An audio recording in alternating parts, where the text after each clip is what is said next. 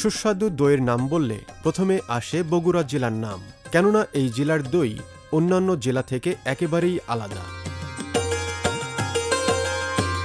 আলাদা এর তৈরি কৌশলও। চলুন দেখি কিভাবে তৈরি হয় বগুড়ার দই। সকাল থেকে বগুড়া ও এর আশেপাশে থেকে অনেকেই দুধ নিয়ে আসে কারখানায়।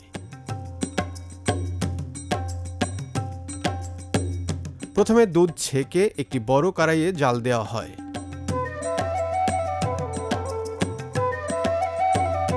টানা 7 ঘন্টা জাল দেওয়ার পর দুধের সাথে মেশানো হয় চিনি।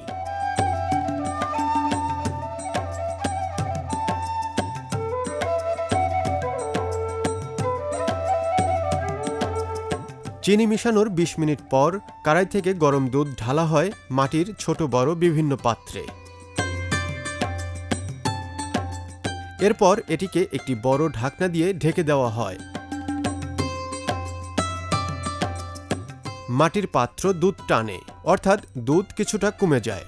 পুনরায় আরও একবার দুধ ঢেলে পাত্র পূর্ণ করে দেওয়া হয়।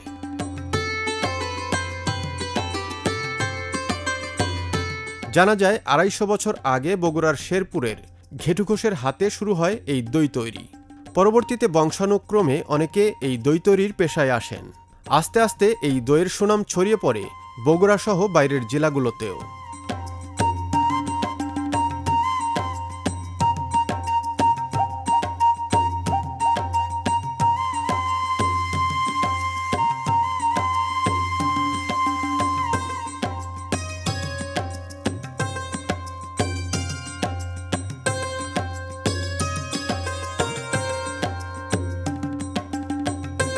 পাঁচ 6 প্রকারের দই তৈরি হয়। একটা শাহী হচ্ছে, একটা সাদা দই হচ্ছে, একটা ডায়াবেটিস হচ্ছে, একটা সুপার হচ্ছে, একটা স্পেশাল হচ্ছে, একটা টক দই হচ্ছে। কিংবা মানুষ যদি বোরহানি দই চায়, আমরা বোরহানি দই তৈরি করে দিই।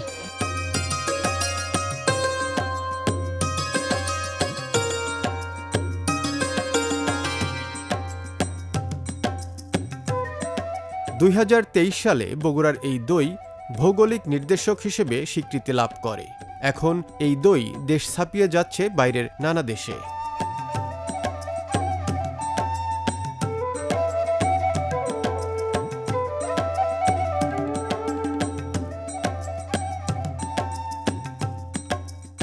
আসলে বগুড়ার দই মানে সেই অতীতকাল থেকে শেরপুরের দই নামে আমরা জানতাম। তখন বগুড়া যেহেতু শেরপুর যেহেতু বগুড়ার অংশ বিশেষ, এখন বগুড়া শহরের মধ্যে দই বলতে আমরা এসে দইকেই বুঝি, কারণ এর স্বাদ অতুলনীয় এবং সেই ঐতিহ্যকে তারা ধরে রেখেছে।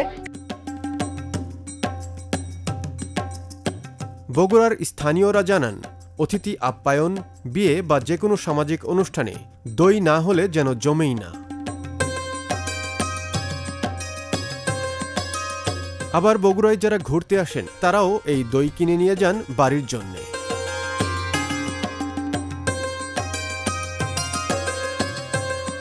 আমাদের দই আমরা সবসময় কোয়ালিটি মেনটেন করে বিক্রি করি।